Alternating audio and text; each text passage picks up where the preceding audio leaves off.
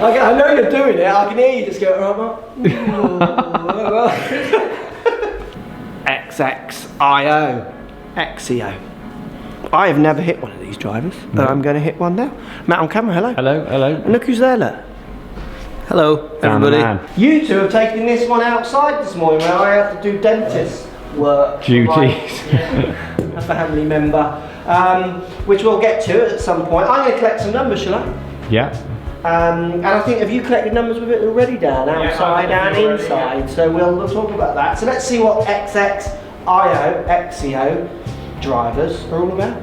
Right, up in this box up here, have you ever gamed one of these drivers? So not this model, this brand. I haven't. Have you? Up in that box, let me know. I'd be interested to hear. Also, if you're new here, maybe consider hitting the subscribe button. We review all golf clubs and all things from golf courses and much more. And if you've already been here lots, hello again, ring that bell. Go on. This gives you notifications every time we upload. Right, first initial thoughts of the club when I put it down by the balls. It's very, very neutral. It's got quite unique, like I haven't seen a lineup line like that before because I've not hit one of these clubs before. I like the all blacky kind of finish, little bit of shimmer in there to the silver, slightly kind of dull silver face, so it doesn't, like there's not a massive contrast but enough to give you some nice lines. I like it. Standout features in my head, we'll talk about the tack in a second. It feels quite light, and this weight of the shaft, it's 47 grams. That's light. And this driver, yeah, isn't it? And this driver is like one made for, you know, swingers. And then the next thing I really notice is the grip. I mean, Dan, I want you to hold this grip. Come on. He has held it already, yeah, but it's super skinny, isn't it? It's super thin. So obviously you would need, I like that because I've got tiny little mittens. Yeah, weight plus. So I think it's a real weight saver, this one. I don't reckon there's a lot of rubber on there. I reckon that's super Is that too thin for you? That would be too thin for me. I'm like a tape, two tapes on under. Oh, crikey. So, yeah, I like a little bit of grip there. So what size glove do you wear? Small. So I'm a men's small, and I do like, this makes me feel like I don't have to 10 finger as much as well, being this, if I wanted to go at my mega speed power, yeah, getting faster every day. So let's hit some, and then we'll look at some numbers, and we'll also talk about feel sound and what you felt when it was outside as well. Wallop. It's a nice sound, isn't it? It's quite, it's like right in the middle of a little bit of titanium ting, yeah, to semi-dull, because there is carbon. We're going to do the tech in a second in there as well, isn't there? So, you know, I like the sound. It's right in, it's not loud, but it's certainly not quiet. It's like right in the middle.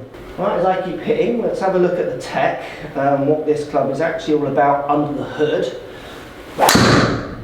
Oh, is that my toey low spinner? Sounded a bit toey. Oh, it is, yeah. Bomber. No, it's not a bomber, it's two toe, but it is a low spinner. Tech time. To counterbalance this club, so they've put weight at the grip end basically to counterbalance the head end, and what they're saying is it allows for a smoother swing. Smoother swing, Dan? Not sure. We should maybe think about that a bit more. It's got carbon fibre in the sole, allowing them to redistribute weights, allowing them to maximise launches, spins, just trying to get those ball speeds going as fast as they can, and that launch characteristics just where they want them. Also, it's got cup face, so around the edge of the club. Again, they're trying to maximise centred hits and off-centre hits with this design. We've seen it in other manufacturers, but they're using their version of cup face. And then in line with that, they got the Cannon sole, which allows them to create a little bit more space for their cup face. They're saying, again, something I've not seen in any other product. So it's full with tech, as you would imagine, isn't it? Yes. You see that kind of, that reminds me of TaylorMade, that graphite in the bottom. Cup face as well. There's a few people seem to want to say cup face. It does surprise me that everyone's allowed to say that, and you know, because surely Callaway did that, and then, but I don't know the rules there, but you know, cup face is, you could argue that cup face from Callaway, I mean, that's why Callaway is the kind of company it is. If everyone's copying it, I always think like with Titleist, they did the neck sleeve. Yeah. And then there was imitators. That means that, you know, with all their R&D, they can't do better, they think it's a good idea, we'll match it kind of stuff. And it almost feels like Cup Face is one of those things, so well done Callaway. And the counterbalance in the top feels fine. Do you think it feels any different to normal? I think it's so hard to tell, isn't it, as I waggle and if I swing one. It's hard, it is hard. Because like my putter's counterbalance, and I can feel the difference in that. Yeah. But the only way I could feel it when we did another driver recently was when I gave it a bit of that from the other end. That is where we felt it, isn't it? Definitely felt more up there, where it felt like there was a little bit of flex at the end here. Yeah. Whereas with the, let's say my driver, which was, I don't think his counterbalance, it was felt rigid right the way through the shaft. Yeah, it just feels light. I always think it feels really light at that end. The thing with counterbalance for me is it's just the marketing around it. It's quite funny. I think it is so small because it's so. The wording used is so fluffy. You will have a better transition or something. Get smoother. Get like to the perfect position at the top. Yeah, it's just it's fluffiness. Yeah. Which is an easy, smooth, and easy swing. You know what? Those kind of statements make me think of this.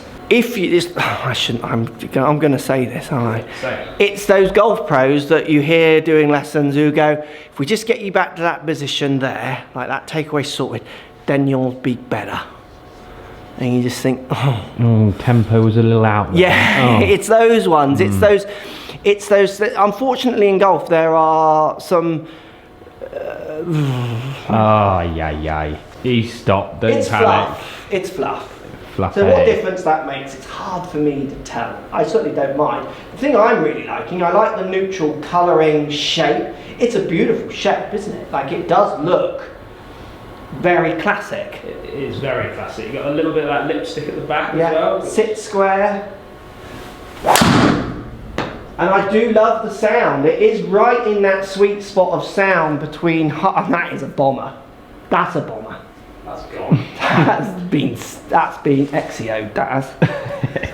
276. I know, yeah. Pardon? That's lovely. That was 107 speed. Yeah. I'm getting quicker. You are. So you guys took it outside and tried it out on the range because it's a little wet here. The course is not quite open today. Obviously indoors you get sometimes slightly different acoustics and what have you. Please come back. Oh yeah, hang on. Yeah. Oh, my numbers are going to throw people. I got another. Calm down. Yeah. Oh, 262. I'm going to need some new shirts made. That's gone. Oh, come on. I have XXIO in everything. Where's that going? That is the biggest one. That agrees miles away. How did it feel outside, you two?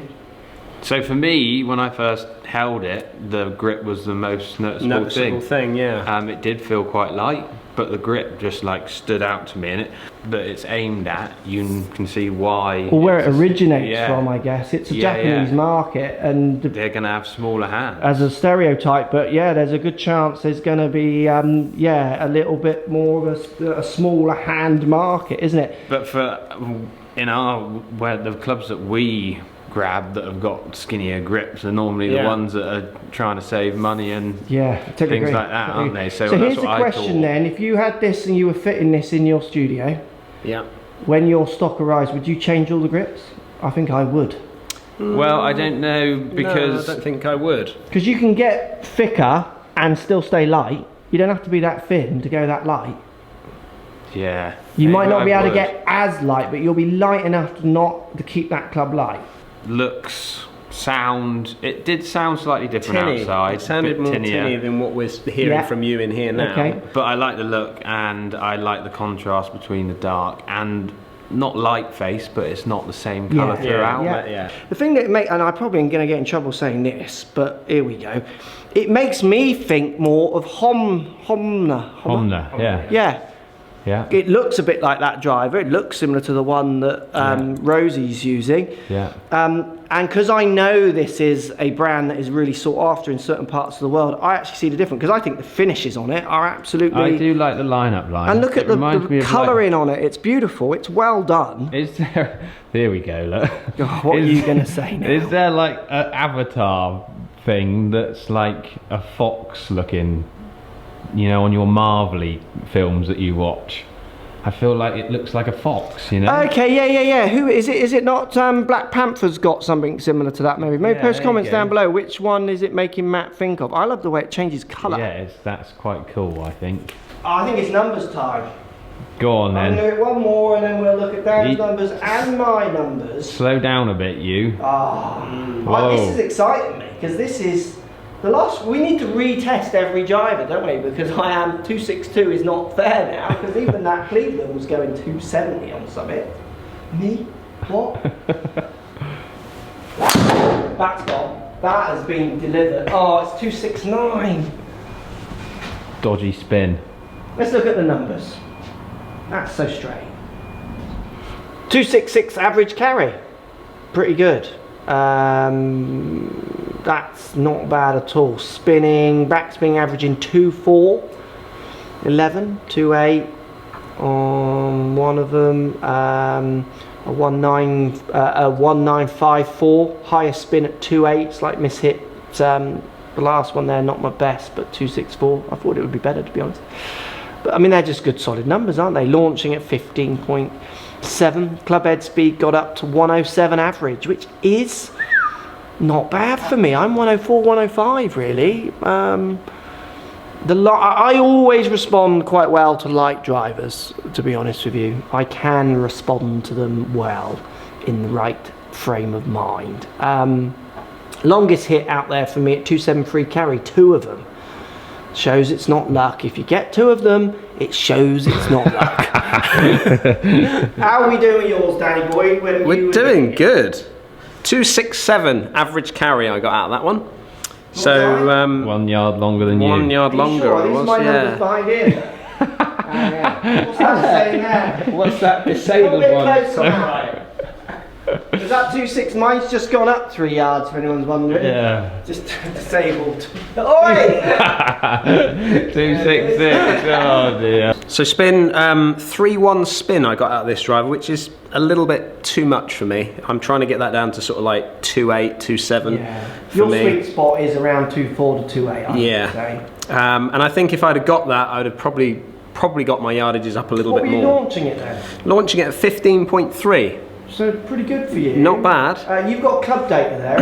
I have. I tell you what is impressive though, and I know you mentioned this in yours, but as average swing speed of 112. Wow. So you are responding to the lighter shaft as absolutely, well, absolutely. I'm hitting up on the ball by an average of 3 degrees, which is good for me. And the loft that I'm delivering is 20.6, so there's definitely potential in there, isn't there? Yeah, I reckon if you could squeeze down out to a 270 carry comfortably with just bringing that spin down a fraction, you'd have to work a little bit harder on that club. But my best shot, so my longest shot was 278. Mine was 273. 278. I can't even disable and able anything. I could like just steal his one off and put it on mine. But all pretty consistent. What was your shortest shot then?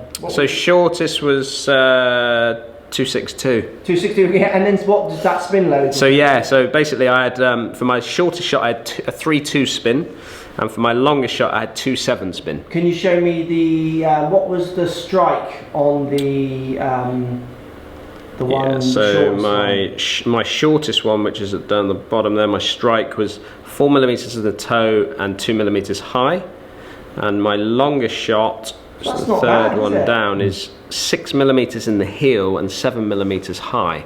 So getting it higher on the face obviously is just bringing that spin down a little bit, but I would expect the toey one to kind of get out there a little bit, possibly a bit more than the heely one. So good numbers. It's pretty good, yeah. Gameable, yes or no? 100% yes. Yeah. I would change the grip though. You would go for a thicker grip. Yeah. But you would probably try to invest in the lightest, thickest one you can get. Yeah. Or put, because we are reacting to that. Yeah. Yeah, great sound inside, much better. Yeah. I would definitely play it. Gameable? Yeah, I like the sound, I love the shape, the lightness I like, and definitely am responding to that.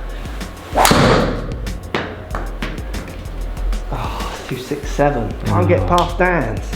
What, to get past Dan, I need him just to make a bogey, and then he goes back down the knee eyeballs. Yeah, doesn't that's he? true, yeah. Absolutely surprised. Like, I've never gamed these or hit them, and it's as good as anything out there, but at the end of the day, it should be. It's not cheap, is it? No.